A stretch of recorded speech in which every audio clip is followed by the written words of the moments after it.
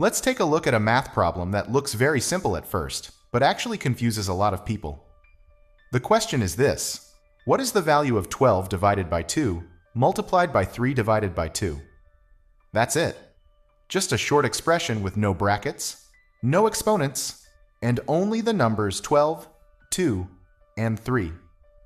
Now, the reason this question causes so much confusion is that people often jump straight into calculations without thinking carefully. For example, some people might first multiply 2 and 3 to get 6. Then they divide 12 by 6 and get 2. Finally, they divide that 2 by 2 and get 1. That looks neat and feels convincing. And many people would confidently say the answer is 1. But that's not correct. In fact, this approach breaks one of the most important and fundamental rules in mathematics, the rule known as the order of operations. Others may do it differently. They might start with 12 divided by 2, which is 6. Then they multiply 6 by 3 to get 18. Finally, they divide 18 by 2 and get 9. So what exactly is the order of operations? Why does it matter so much?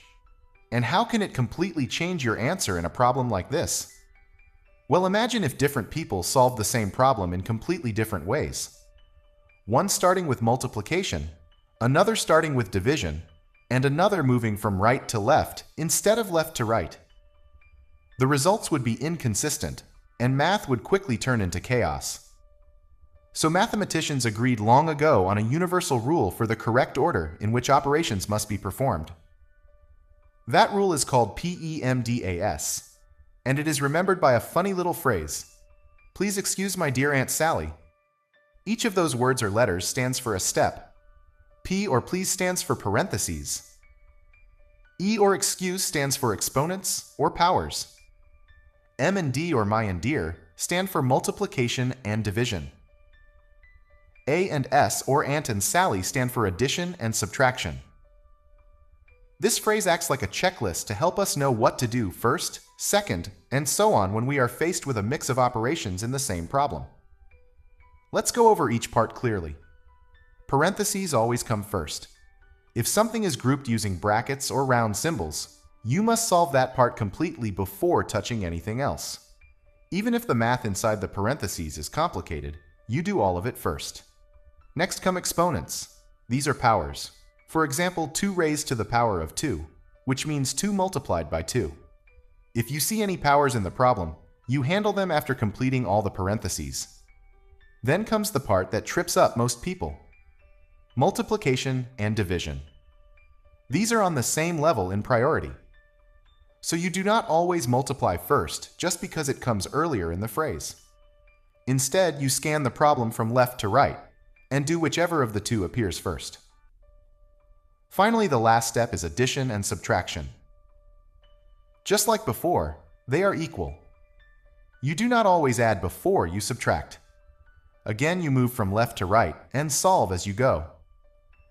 This order keeps everything consistent. Now let's use that idea to solve the problem correctly. We are given 12 divided by 2, multiplied by 3, divided by 2. According to the order of operations, we start from the left and look for any division or multiplication. The first operation from the left is 12 divided by 2. That gives us 6.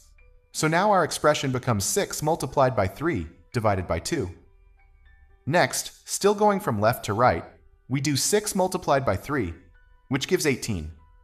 Now we are left with 18 divided by 2. Finally, 18 divided by 2 equals 9.